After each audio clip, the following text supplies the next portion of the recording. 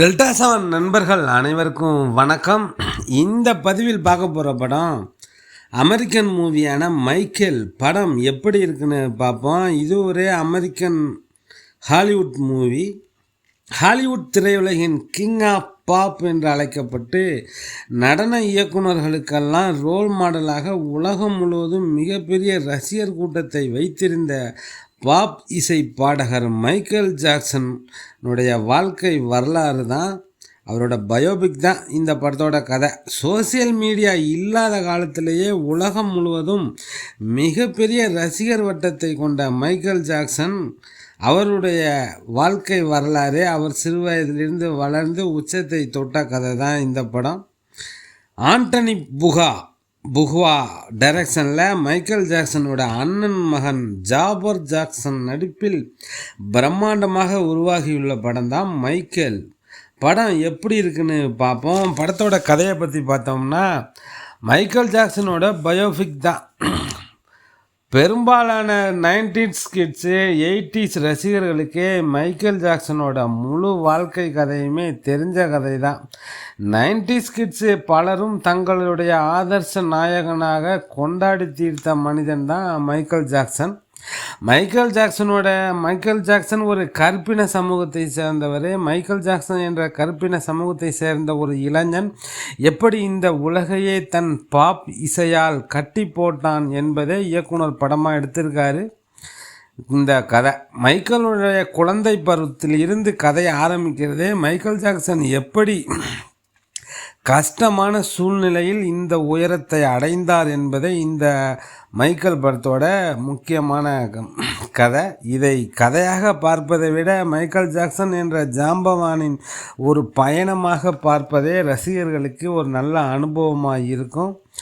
Michael கதாபாத்திரத்தில் நடித்துள்ள Jafar Jackson, இவர் மைக்கேல் ஜாக்சனுடைய சொந்தக்காரர், அண்ணன் மகன் என்பதால் அவருடைய உருவம் மேட்ச் ஆகும் என்பதற்காக தேர்வு செய்தார்கள்.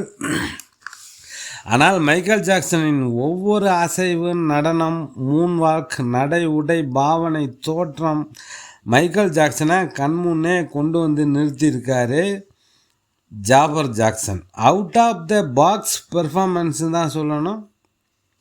மைக்கேல் ஜாக்சன் மாதிரி நடிக்கலை, மைக்கேல் ஜாக்சனாகவே வாழ்ந்திருக்காரு படத்தில். அதேமாரி மைக்கேல் ஜாக்சனோட சிறு வயது கதாபாத்திரத்தில் ஒரு சின்ன பையனை நடிக்க வச்சுருக்காங்க. 100% உழைப்பை கொடுத்துருக்கான் அந்த பையன். இந்த மாதிரி ஒரு பெர்ஃபார்மன்ஸை எப்படி சிறு வயதிலேயே இவ்வளவு தத்ரூபமான நடிப்பை வாங்க முடிந்தது என்பது ரசிகர்களுக்கு வியப்பாக தான் இருக்கும். இந்த படத்தில் மைக்கேல் ஜாக்சனை பற்றி நமக்கு தெரியாத பல விஷயங்களை காட்டியுள்ளனர். குறிப்பாக அவருக்கு எப்படி இசை மீது ஆர்வம் வந்தது, அந்த இசையை எப்படி உருவாக்குகிறார், சில வார்த்தைகளை உருவாக்கி அதை வாயசைத்து மெட்டு உருவாக்குவது போன்ற விஷயங்கள் எல்லாம் சூப்பர். இந்த படம் மைக்கேல் ஜாக்சன் ரசிகர்களுக்கு விருந்து தான்.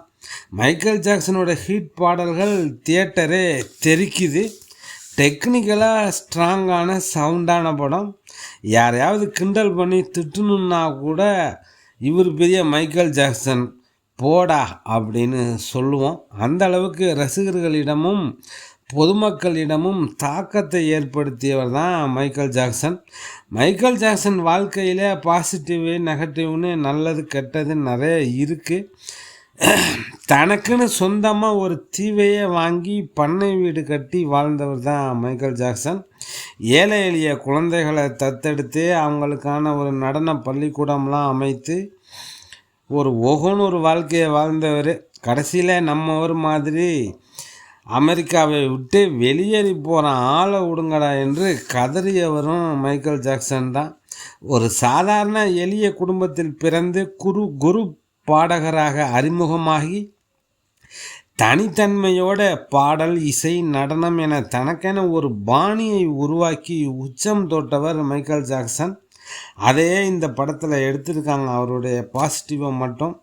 அவருக்கு மைக்கேல் ஜாக்சனுக்கு முன்னாடியும் அவரை மாதிரி உலக புகழ்பெற்ற பாப் இசை பாடகரே இல்லைன்னு சொல்லலாம்.